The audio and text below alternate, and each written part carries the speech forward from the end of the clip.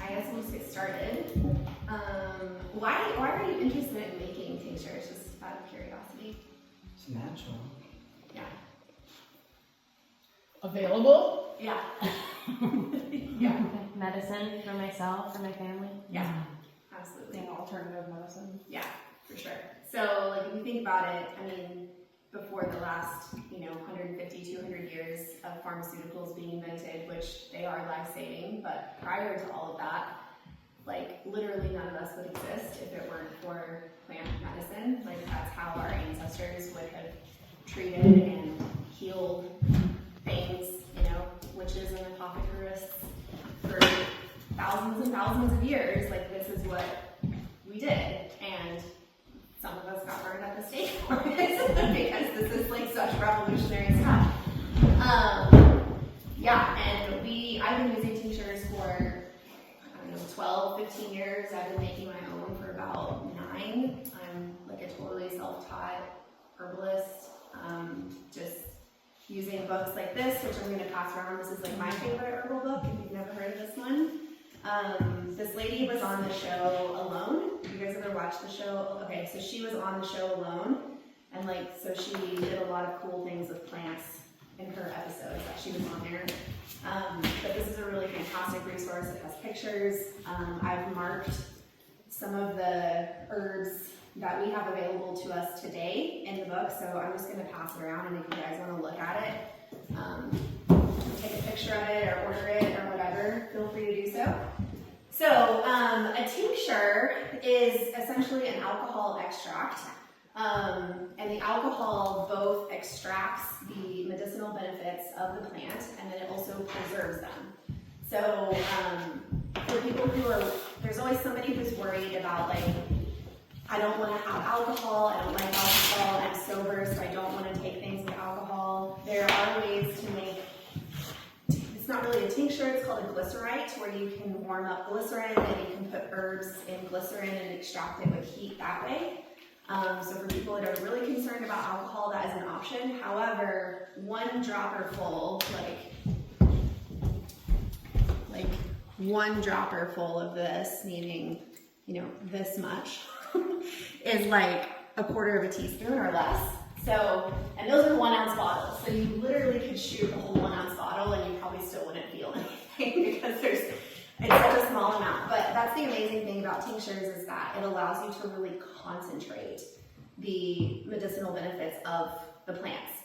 Whereas if you're using something like a tea, those can be beneficial as well, but often are not concentrated enough to get you all the benefits that you need. So when you're working with herbs, a tea is like the weakest, loosest thing to use, and then up from that is something called an infusion, and that's whenever you put a cup or more of herb in a jar and cover it with hot water and let it sit for 24 hours. So it's like a super strong tea on steroids. Those are really good for example, I drink a lot of nettle infusion because nettle is really high in minerals, and so it's just an easy way for me to get minerals, and it tastes good and stuff like that. Then you have a glycerite, which, as I explained, you put glycerin in a crock pot or in a pot on low on your stove, you add the herbs, the heat extracts the benefits of the herbs. Glycerites are not shelf stable forever, and you're also missing the alcohol extractive properties, which plants have both water extractive and alcohol extract properties. But the tincture is the most potent, it lasts longer, and it will never go bad. You don't have to store it in a refrigerator, you don't have to worry about it molding, it never goes rancid, it's good forever. So the history of tinctures, how long have they been around? Tinctures have been around as long as alcohol distillation has been around. We know that ancient Egypt, China, Turkey, and Israel all made tinctures as early as 2000 BC. This is at least 4,000-year-old medicine. The Persian canon of medicine, which is also called Al-Qanun fi al-Tibb, is a 5-book encyclopedia that was compiled in the year 1025, and it includes instructions for making tinctures. And then in the 12th century, so the 1100s, about 900 years after the Persian canon of medicine, alcohol distillation made its way into Europe, and then that's whenever Europeans started making tinctures. So it's traveled from the Middle East, as things often do, over west into Europe, and then it made its way over here. The method of tinctures that we're going to be making today is the first way that tinctures were made, and it's called the bulk method. So it's the easiest, it's the fastest. Literally all you do is stuff a jar with herbs, pour alcohol over it, put the lid on, and you're done. There's no measuring, there's no needing to use a scale. If at some point in your herbalist journey you want to make more of a weight to volume tincture, then there are ways to you weigh out your fresh or dried herbs and then you add a volume, like 2 parts or 5 parts alcohol to that. It's called a menstruum ratio. I don't like tedious things, and that feels tedious to me, so I stick with the bulk method. But if you feel like really stepping up your herbalist practice a lot, then go for that. There's also 2 different ways to make tinctures. So the basic way that we're going to be doing today is just stuff a jar full of herbs, pour alcohol over it, and let it sit for 8 weeks, or I've had some sit for 4 years, just whenever you get to them.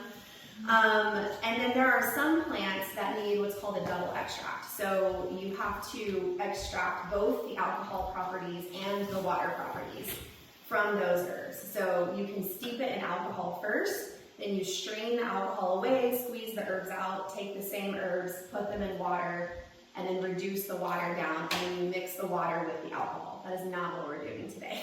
That is a more complicated thing. So the herbs we're working with today are just simple single extracts. But examples of double extract plants, so plants that have to be steeped in alcohol and then extracted with water, are things like usnea lichen, which I have a jar of over there. Most mushrooms like chaga, turkey tail, reishi, cordyceps, things like that are always double extracted. Astragalus, and then there's others. So now that we've got the kind of science and history part of it out of the way, we're going to get into the more emotional part of it. So the way that I practice herbalism, and this is not the way that everybody does it, but this is how I do it, is it's very important to me to form some sort of relationship with a plant if I'm going to work with it. I don't just want to go out in nature, harvest a bunch of stuff, throw it in a jar, and be like, heal me. I want to have a relationship of respect with plants, and I want to have just a sense that I'm not just taking from this plant, but that I'm also getting something back, whether that's just my investment of time and energy to sit with the plant.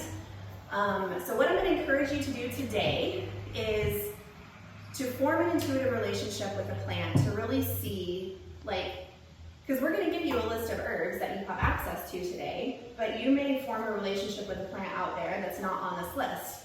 And so we want to give you a chance to be actually, I really feel drawn to this one. And then we'll talk to Charlotte and make sure it's okay to take that one, and then you can take that one. And we can look it up in the book, we can also look it up online. But what I want to encourage you to do is, if you feel drawn to a plant, if a plant really catches your eye, if there's a plant that's special to you or to your family, to your ancestors, to where your ancestors are from, things like that we're often drawn to. When you find a plant, or you just want to kind of browse around with all the plants, take your time, go slow, tune into your body. Notice as you pass by plants if any random phrases, thoughts, feelings, sensations arise in your body. These are all ways that our intuition speaks to us. And so don't just think that oh, I just have this random thought, that doesn't make any sense. Be curious about it. I wonder what's there for me, or what do I feel in my body? You may feel a sense of warmth, you may feel a sudden sense of excitement. I've had times with plants where I find a plant and it's I remember you, even though I've never seen it before. I've had situations like that happen. So it's just, you may feel nothing, and that's okay too. You're not doing something wrong if you feel nothing, but I just encourage you to really be in your body and not make this so much of a logical process as an intuitive process. It's also really important to me, you do not have to do this, but this is what I do, after I sit with a plant, to ask for its permission to take it, and wait in my body for a felt sense of yes or no. Again, sometimes you won't get that, and sometimes you will, but I still encourage you to try. Hi guys. Hello. Hi. How's everybody doing? Good. Okay. Sorry I'm late. No, that's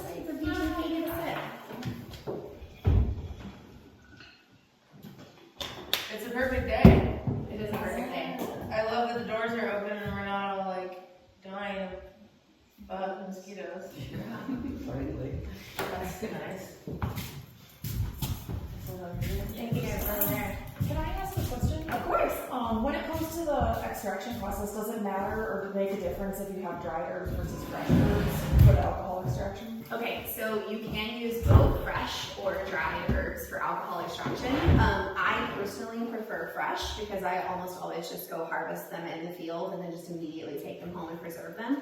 But if there is a plant that doesn't grow here, for example, and you still want a tincture of that, then yes, it's okay to use dry herbs. Along with that, then, like, say you go out and you harvest something from the field, but you're not getting to making a tincture within a day or two, is it okay to, like, keep those just chilled or something, wrapped up in a cold towel? Yep, yep, you can keep them chilled, wrapped in a paper towel in your fridge, or even just put them in a jar of water until, you know, for a couple of days until you get around to whatever you need to make with it. I'm not sure how it is with all herbs, but some herbs it's okay to freeze too. Yes. Like, I heard the Milky Oats is okay to freeze, so we did some ahead of time just to make sure we got it at the right time. Cool. Yeah, and then other things like roots, you know, like roots you wouldn't necessarily have to refrigerate, but you might want to like, probably not even wash them until you're ready to use them, because as soon as they get wet, they have more of a chance of molding or going bad or something. So yeah, we were talking about forming an intuitive relationship with the plants and just noticing in our bodies what we feel as we're like walking around and engaging and interacting with plants. Noticing if you feel like a sensation in your body, or you have a random thought, or you feel like really pulled to a certain plant, like that's something to notice, to be curious about. And then asking the plant's permission before you harvest it is optional. It's just something that I do. You're not doing it wrong if you don't, but that's just something that I do because I want to have, like, I believe that plants are beings just the same as we are. And so, like, I want to ask the plant, like, is it cool if I take you? Especially if it's not a plant I've grown myself. Then we want to identify a plant. So I actually like to see how I feel about a plant before I identify it and look up its benefits. Because that is really what helps me be like, oh, I didn't even know what this plant's benefits were, but like I was really drawn to it. So it helps to like cement that somatic experience in your body of feeling drawn to something and then being like, oh my gosh, this is exactly what I need. Like it's super, super cool to have that happen. So I always like to identify, if I don't know what it is already, after I've like formed that relationship. So we have the book that we were passing around. We can use that for identification if anybody has trouble. Or if you don't know what something is, I encourage you to take advantage of technology and use an app on your phone to identify plants. So the one that I use is called the Seek app. If you guys want to install those before we go out while we're just sitting here, that'd be amazing. There's also a really good app called iNaturalist, and there's another one called PlantSnap. So I like Seek because it will, it like knows where you are geographically, so it can better identify things because it like knows where you are. But that also means that the app knows where I am, which I have feelings about that too. Did you turn off your location on? I could, but it identifies more accurately if it's on, unfortunately. What was the third one? PlantSnap. Yeah, so Seek, iNaturalist for PlantSnap. There's also one called Picture This. Picture I this. picture this. Yeah, that's another one And too. if you don't have to pay for it, if you press cancel every time, you can Nice. still use it, even though it wants you to pay. But I find that it's a little bit better at identifying things than Seek, because Seek sometimes it only tells you the genus or something. It doesn't. Sometimes it does do that, yeah. Yeah. I actually bought the picture this little thing just for like the mushroom season. And Yeah. you can afford it. Yeah, that's handy. Because mushrooms can be tricky. They're kind of vague though, because they're always like, yeah, but we're not 100% sure. Yeah. So every time, yes, but don't trust us completely. Yeah. Could be something else that'll kill you. Yeah. There is that. Yeah, like you can use it as an adaptogen for your stress, or you can go spend time in the cosmos. You never know what you might get with a mushroom. And then whenever you're ready to harvest a plant, just asking yourself, is this something I actually need? Because we always want to be aware of like over harvesting things, especially if you're harvesting something in the wild, like whether it's wild leeks or herbs or mushrooms. It's like always a good idea to never take everything from one patch, but to like always leave something behind and then find another patch and kind of harvest from multiple patches so that it'll continue to grow back in that patch year after year. So that's just one way to avoid over harvesting. Obviously, if you're growing your own plants for tinctures, then you don't have to worry about that because you can just plant more if you need to. So just taking from multiple locations. If you're wild foraging, which we're not really doing today, because these are mostly grown for this purpose, so just something to be aware of in the future. All right, before we go out there, any questions? Does it have to be vodka? No, I mean, are they alcohols? Can you use any rum? proof Can you alcohol. Okay. Any proof. Okay. Yep. I like vodka because it doesn't have a taste, really, Okay. but you can use gin, rum. Okay. For my flower essences, I use apple brandy because that's what's traditional, apple or plum brandy. So For which one do you use that with? for flower essences, Okay. different. I'll probably teach a workshop. That's energetic herbalism, Okay. not. Do you ever use Everclear? No, but you could because it would be like 100 proof, right? Well, yeah, I don't think you can even get it in Minnesota. Maybe not. You have to They not be legal. You can get regular Everclear, but I think there's like a stronger form that's not in Minnesota. Okay. But there is one that you can get. And then this is the kind of vodka that I use. It's local to Minnesota. It's organic. I'm kind of an organic person, so, but you don't have to. Like, you can buy just the cheap 80 proof vodka from the liquor store. If that's all you have access to, it's fine. Anything else? Is this a Silver Bay liquor store item? Charlotte, where'd you get these? No, I got it in the cities because it's like way cheaper. And I was in the cities anyway. But They do sell they it. do have it at Green Door. Oh, they do? Some. Not that big of a bottle. No, they do have this big Oh, they bottle, do? Oh, but they yeah. only have like 5 maybe every couple months. Okay. So if you That's buy why I that, see we bought it all out for our tinctures. So good luck. But if you ask them, maybe they'll order more of the organic, not the nice. Yeah. Any other questions? No? Ready? Can I go through the options? Oh, sure, we can totally do that. Yeah, so today's options are, unless you feel drawn to something else, today's options are Milky Oats, which is wonderful for adapting to stress, very soothing for the nervous system, so if you deal with like anxiety, panic, or just not feeling very resilient to stress, Milky Oats is amazing for that. Elecampane root is another option that we have. This one is great for lung things, asthma, bronchitis. And you'll find that, especially if you're looking at that book or if you're Googling online, like you'll find that some of these herbs have multiple different uses. What was the second one you said? Elecampane root. Okay, thanks, Beach. ELECAMPEANE. Wasn't even close. Yeah. So yeah, I'll just kind of, it's in this book. So What page was that one? this one is page 74 and Oh. 75. So the root is the most medicinal part. That's another thing to be aware of, is to know which part of your plant is the most medicinal. So for some plants it's the root, for some plants it's the aerial parts like leaves and stems, for some plants it's the flower. Like St. Johns Wort, the most medicinal part is the flower. Valerian and elecampane, the most medicinal part is the root. Yarrow, you can use the entire plant from bottom of the stem to the top of the root with all the flowers.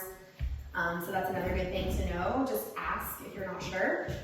But elecampane is helpful for asthma, bronchitis, whooping cough, influenza, tuberculosis, stimulates digestion, is helpful for treating digestive system problems because it's warming, draining, and bitter. It can be helpful for intestinal parasites. It contains anti-cancer properties, so it's okay to take it for respiratory use even if you don't have all those other things happening. Another one that we have available to us today is St. Johns Wort. Again, the flowering part, so it'll have bright yellow flowers. So its most popular use is depression, anxiety, seasonal affective disorder.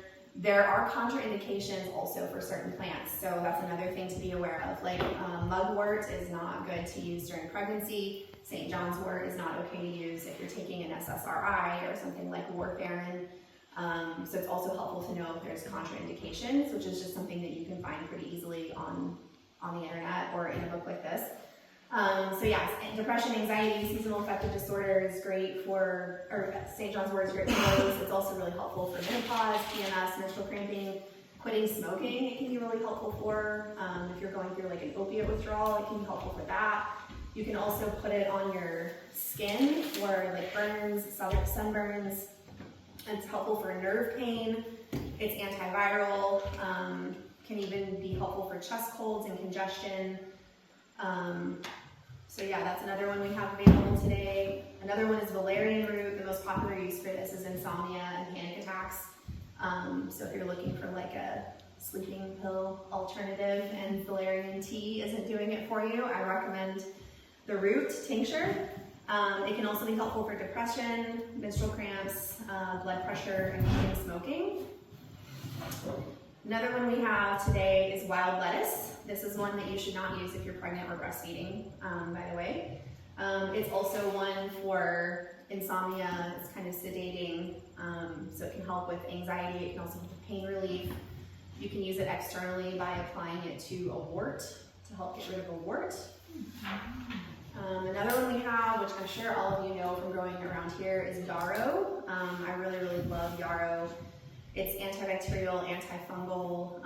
It can help with menstrual issues. That's what I used it the most for.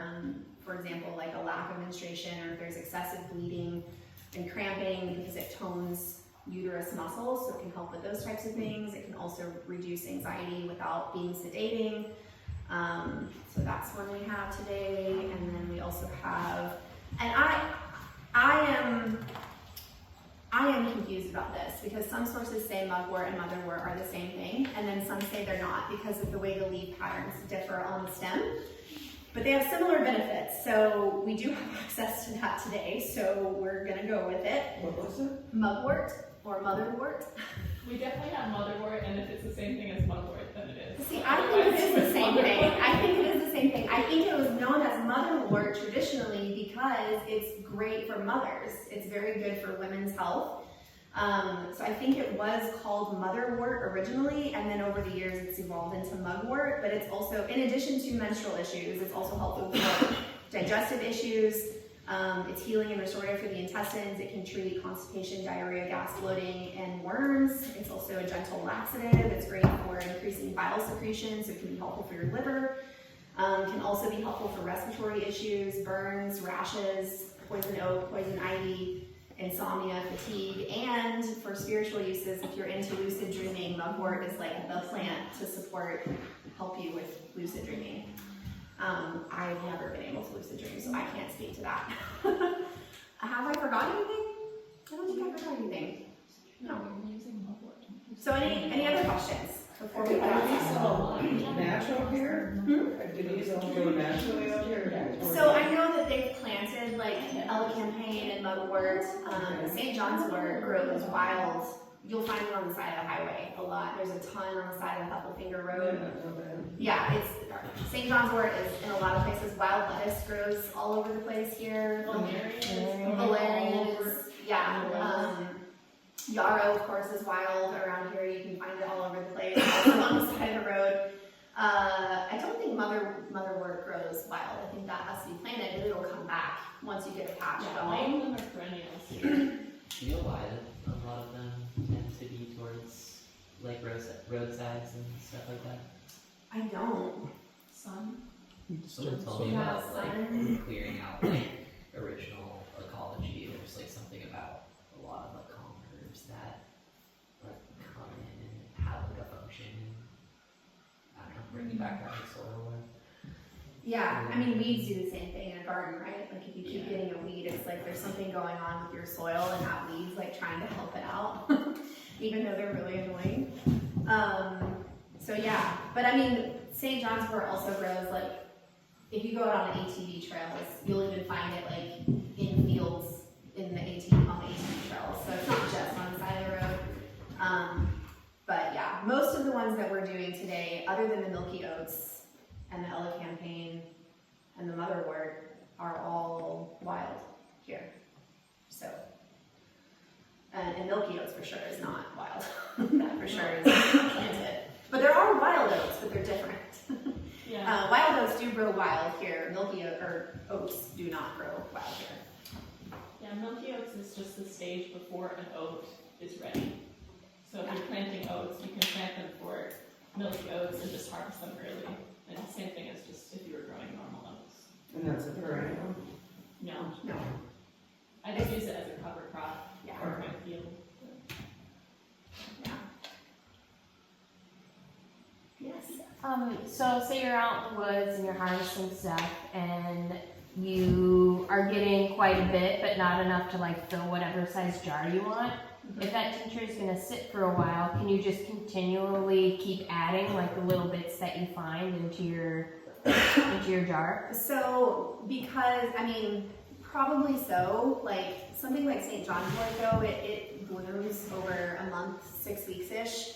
So, like, if you found some in the beginning and you tinctured that up, then what you found at the end, if you added that to it, you would just want to make sure that what got added at the end gets to steep for as long as the whole tincture is supposed to, so you might have to steep it for longer. Okay. But what I would probably do if I just found a little bit is I would probably just tincture it in something small that it will fit in, and then as I find more, then add it to a bigger jar and take what I've made and pour it in with that and combine it. Is probably what I would do. Okay. Kind of a second part to that is like if you wanted to combine a couple of different herbs that had like similar properties. For example, I don't find blue vervain in a quantity that I could even put into that jar and tincture, but I might want to add just a little bit that I think is safe.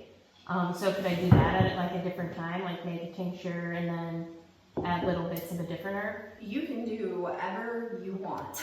You can totally do whatever you want. I have tinctured birch polypore and chaga at the same time. And then over here, I call it a double mint tincture, but I have spearmint and peppermint both in that one. Okay. So, because spearmint and peppermint have similar properties, they're both like really good for the digestion. They can be really calming and soothing. So I just did them both together because that sounded fun. But I also keep things separate and then combine them later, just depending on what I feel like doing. Okay. And if you're wondering how to take tinctures, you can take them orally. You can put them under your tongue. They can be really strong with alcohol. If you don't like that, then I would mix it with water or tea or something. I have 4 different tinctures in my drink here, kind of disguised with lemon and lime juice and stevia and bubbly water. So I have reishi, nettle, milk thistle, and lion's mane in mine. That's kind of my 4 daily ones that I use pretty much every day. I wish we could find more lion's mane around here because it's like probably my favorite mushroom in the whole world. Also, you'll find a lot of herbs that I work with are really good for anxiety. So one of the ways I joke with people at the farmer's market when I'm selling herbs is like, they're like, oh, all of these are for anxiety. Which one should I use? And I'm like, well, what flavor of anxiety do you have? And I'll help you decide. So, but I just have a lot of personal experience with having anxiety and trying multiple different things to like help myself. So I feel like I can speak to that in a way that like, I haven't used tinctures a lot for like, you know, digestive, like gut healing type things. I've done liver supportive ones, but not gut healing supportive ones. So, yeah, any other questions? Yeah. So when you reach your end point of its stewing, right? Do you just drain it all off? You just drain a little bit off? Do you refill it with some more alcohol to let it? Because I know with like flavorings, you can keep adding. And does once it's done, and then you just decant it, and what are the next So it's steps really of up to whatever you prefer. What I like to do is I like to leave the plant matter in and just take it off of there. So I'll like pour it out through a strainer with some cheesecloth to catch any plant matter, and then put it in like the little bottles or in a smaller jar, like if you wanted to give some away or something like that. And I just leave the plant matter in until I've poured all the alcohol off, and then I pour the remaining plant matter into like cheesecloth, and then like squeeze it, like really, really squeeze it all out to get the last bits of the liquid out. But after you're done steeping it, you could just strain all the plant matter out, squeeze it all out, and then store it in the jar with no plant matter. it's just really up to you. And it'll never mold if it's in the alcohol. Sorry, say that again. It'll never mold. No. No, it won't mold. No. You should shake it a few times as it's going, or it doesn't matter, or? I don't, again, I'm kind of a lazy herbalist, so once I put it in a jar, I'm just kind of like, okay, do your thing, you know, but yes, you can shake it. We'll talk more about making a tincture and storing them, and, you know, 'cause keeping them in glass is important and not plastic, and keeping them in a cool, dark location is really important, so that's about what I do.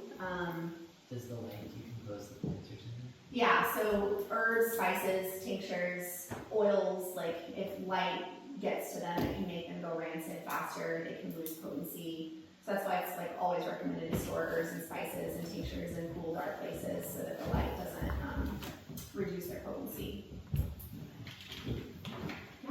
If there's a couple that we're interested in doing today, should we try and narrow it down to one? There are enough people here that we can all make 2 today. Okay. So, yeah. There were a couple I was kind of interested in, I'm like, okay. No, you can make 2 today. And also, like, we're still here, the herbs are still here. If you wanted to come and do something in the future, because you're like inspired by today, you can come and just tell us, you know. Okay. And you can come and collect stuff, and yeah. Yeah. It's not gonna go away after today. Yeah, well, until it does go away, because the season's over. Yeah. And it goes away. Anything else? Are y'all ready to just like go wander amongst the plants and like have conversations with them? So you're just wanting us to find the plants and you're gonna cut them, we're gonna cut them, what is this, just You guys are gonna cut them. Yeah, we have some bags and buckets for you. finding them and bringing them back in here, is that the deal? Yeah, and like before you cut something, if it's not on the list or if you're not sure what it is, like ask one of us and we'll like help you identify it just to make sure it's okay with Charlotte if you actually do cut it. We know for sure that the ones on the list are like plenty, take as much as you need. We know what they are, we can identify them pretty easily, but as much as I can identify, I don't know everything in my head. I still have to use apps and books and, you know. So we're gonna just cram these full, so like what, a cup or more of the Yeah, stuff these are we're gonna 8-ounce jars, so you're gonna cram it full of herbs and pour vodka over it, make sure it's all submerged, and then stick a lid on it. Are all of these ones with the leaves? I know you said that some it's like the roots, some it's the flowers. Are most of these the leaves, or should we ask on leaves? Most of them are the leaves, the 2 root ones are the elecampane or Valerian. Okay. And marshmallow. Oh, and marshmallow. Well, I'll put that on the list. Marshmallow root is another one that we have. The ones that are aerial parts, like above the ground, are going to be the easiest and Yeah. fastest ones to harvest. So like the St. John's Wort is flowers, and the rest of the other ones are like basically anything above the ground. Okay. Yeah, aerial parts is what those are called. So flowers, stems, leaves are aerial parts, and then the root part is the other. I also have never worked with marshmallow root, so we may have to defer to Charlotte on that one. I can look it up. Let's see if it's in the book. Is that digestive, isn't it? Yes, yeah, it's a mucilage mucus. Yeah, it's good for your gut mucus. Marshmallow. Oh, it may not be in here.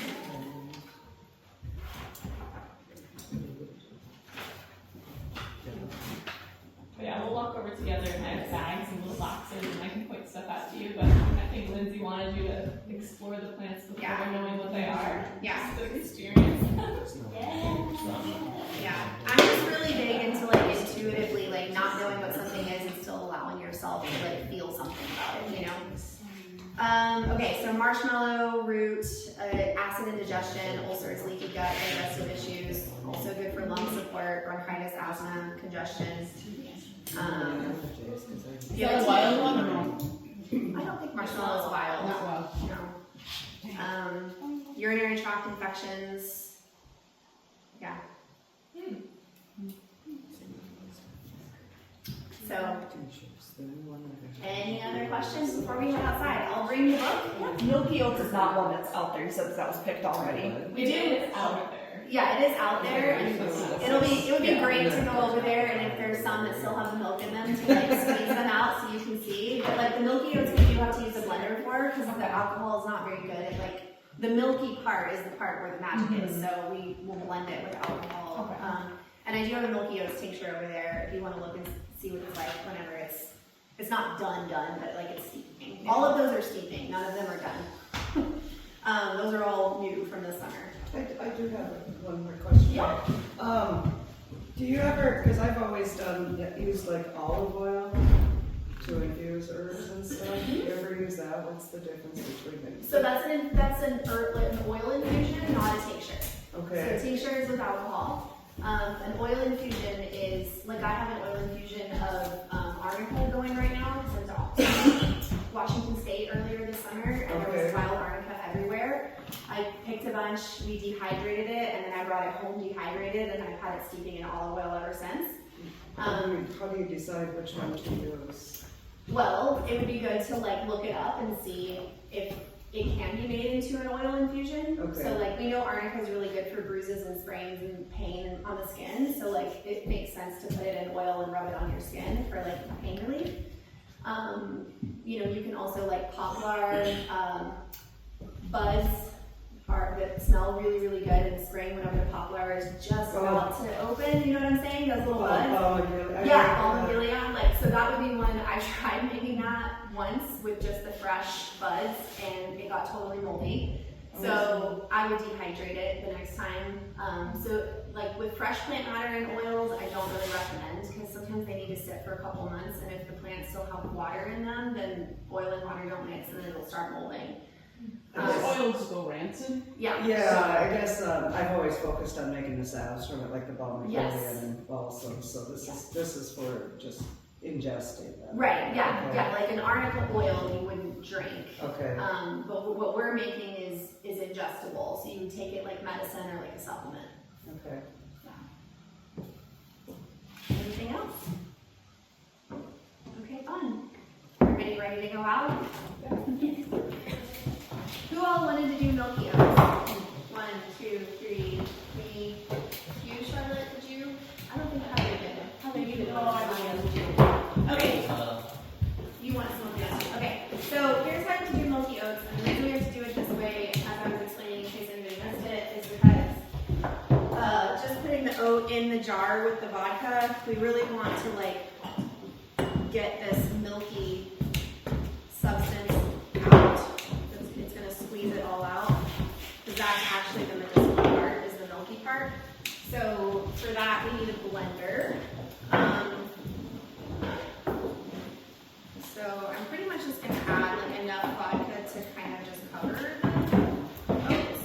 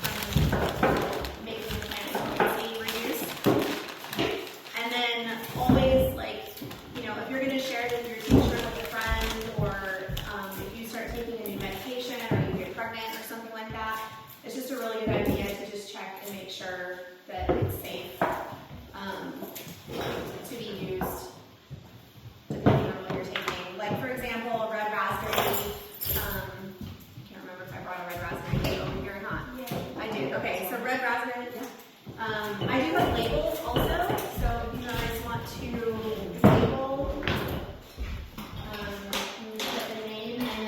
date so that you know when it's done steeping. So with the Milky Oats, when you use that, do you want to strain it before you use it? Okay. Yeah. Yeah, it'll be one to strain and put in like a muslin or a cheesecloth and really squeeze. Okay. Squeeze it out. And you know usnea lichen by if you pull the strands and it stretches a little bit like a rubber band and the green part separates and it makes like a white stretchy thing in the middle of the green, that's usnea lichen. The other one doesn't do that. Okay. So that's what I use for like, I mean, we got over COVID with usnea, so. Is that cool? Yes, it's her favorite, of all the remedies in this book, usnea is her, like, I carry it with me everywhere, no matter what. Okay. So it's a double extract tincture though, so after you steep it in alcohol, you strain it out, and then you still have to do the water extract and then mix the two together, so that's another step. So yeah, you can use tinctures during like acute illness or an acute bout of anxiety or an acute bout of insomnia or stomach bug, something like that. You can also use certain tinctures as like a preventative. So taking like chaga and birch polypore, even a half a dropper a day, like can just be a really nice boost for the immune system. Same with usnea, can be a really nice boost to the immune system. You can also use tinctures as a supplement, so like really, really mineral rich and nutrient dense tinctures like dandelion leaf or nettle is like my favorite one because they're really, really high in minerals and it's just great to use it as like a mineral supplement if you want. And then other things that you can use as like a supplement, there's different herbs that are called adaptogens. Has anyone ever heard of adaptogens? They help your body adapt to stress. So things like adaptogens are like ashwagandha, which doesn't grow here, tulsi, which also does not grow here, reishi mushroom, lion's mane. Many mushrooms are adaptogenic, and then also plants like ashwagandha and others. You know, you can use milk thistle for liver support, artichoke leaf for liver support, dandelion for liver support. So if there's just like a specific thing, it's always a good idea to look up an herb that's good for that. And you know, people always ask me like, how much should I take? And that is, you really just have to listen to your body. Like, it's okay if you have a really potent tincture. It's okay to start with one drop and just see how you feel.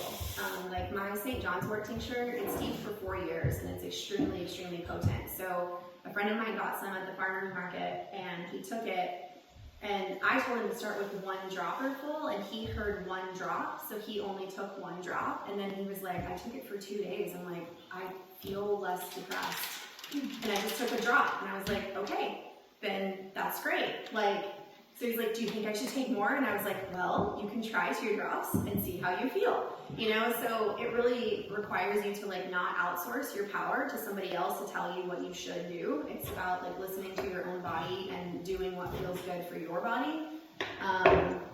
The great thing about these is like, there's not many tinctures that if you take too much, it's going to have like some detrimental effect, although those do exist, but none of what we've made today is going to be detrimental at like, I mean, obviously you're not going to drink half of this, right? Like that would be a good idea, but you know, a dropper full to 2 droppers full per day, spaced out morning and evening, is a pretty standard dose, but you can always start smaller than that and go up from there depending on how it feels. Any other questions? And if you want to look at my tinctures that I have over there, you're more than welcome to check them out, shake them, open them, smell them, I don't care. Like, if you get any germs in them, they're alcohol, so it's going to kill whatever germs. I'm not worried about that. Yeah, and if you have, you know, like the Valerian, there's already dirt settling at the bottom of it, and like that's okay. When you work with plants, you get dirt, so you strain it out, and it's not going to hurt you if you ingest some dirt. So yeah, like I feel like our ancestors probably wouldn't have rinsed their Valerian dirt 3 or 4 times. You know, probably just rinse them off in a river really fast and then make their tincture. So thank you all so much for being here today. This is really fun. Thank you. Thank you. We learned a lot.